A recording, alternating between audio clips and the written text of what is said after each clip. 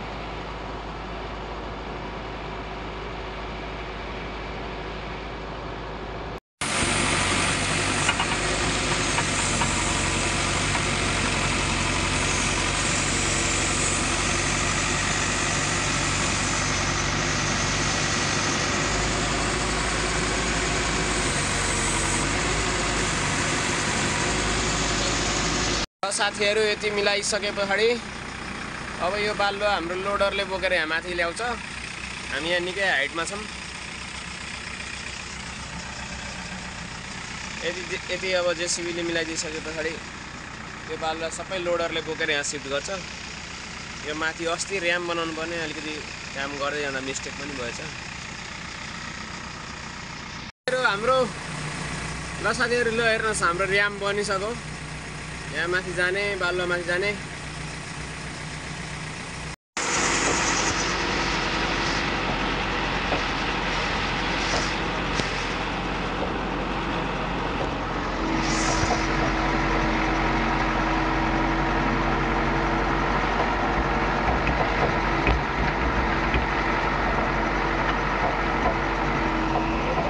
वास भएर निक्लेको बालुवा हो सबै। अहिले स्टक राखेको यो पछि राम्रो दाममा बिक्छ, त्यही भएर अहिले बालुवाको रेट बढाएको छ।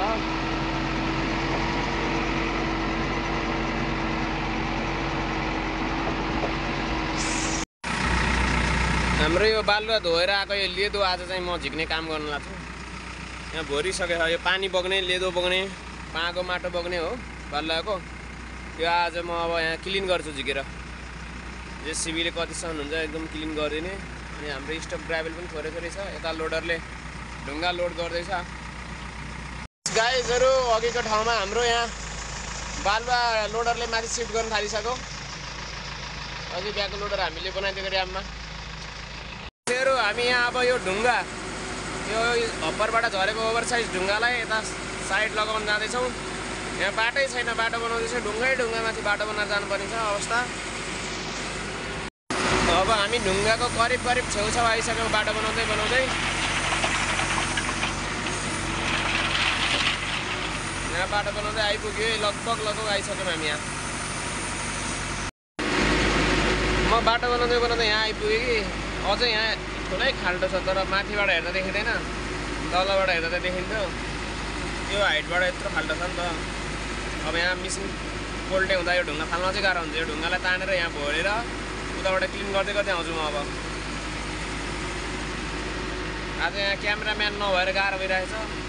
हाम्रो गुरुजी पनि हुनुहुन्न, अनि गुरुजी नहुँदाखेरि मैले नै चलाउनु परिरहेछ जेसिबी आज।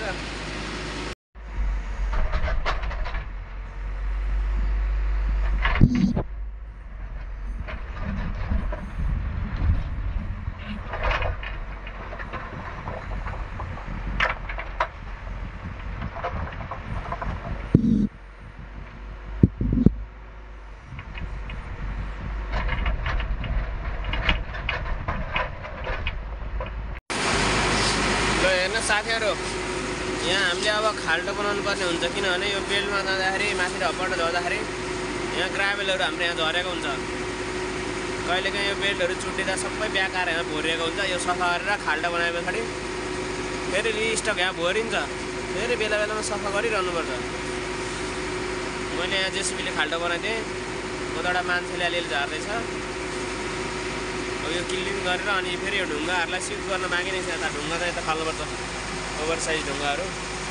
हामी यहाँ हप्पर मुनि पनि स्किन मुनि पनि बालुवाहरू झरेको थियो कि, अनि बालुवा उता ढुङ्गाहरू गिटीहरू झरेर यसलाई पनि साइड लगाएर यहाँ बेल्टहरू यो रोलाहरू घुम्ने ठाउँ बनाउँछौँ। यो बालुवा छान्ने मेसिन हो। यो माथि आउने स्किन भयो, मेनमा लगाएर यहाँ झर्छ ग्राभेलहरू, अनि त्यहाँबाट छानेर छुटेर यता बालुवा उता गिटी यता गेडे ढुङ्गाहरू जान्छ। उता उता सिलिकनहरू जाने बेल्टहरू सब छ। अनि हाम्रो यहाँ बेरिङ गरेर चाहिँ बनाउँदैछौँ बालुवाको बेल्टको।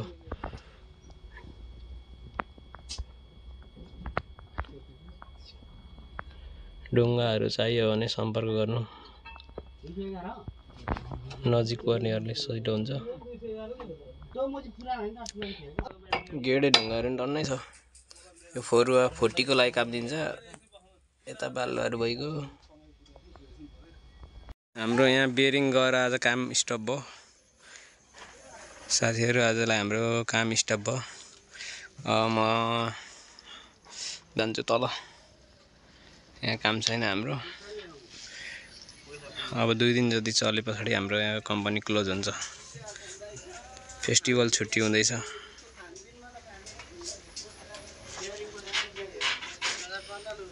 अहिलेलाई मेरो भिडियो यति नै। के कस्तो लाग्छ तपाईहरुले हेरेर यसो कमेन्टमा भनिदिनु होला।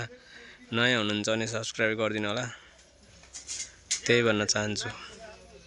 फेरि हामी अर्को भिडियोमा भेट्ने छौं, तर अब लगभग हाम्रो ढिला हुन्छ होला नयाँ भिडियो आउनु। 1 महिना पछाडि आउँछ होला नयाँ भिडियो। यही लास्ट भिडियो हुन सक्छ। हेरिदिनु होला, साथ दिनु होला हेरेर के कस्तो लाग्छ सल्लाह सुझाव पनि दिनु होला है। ल साथीहरु, छुट्टी है अहिलेलाई।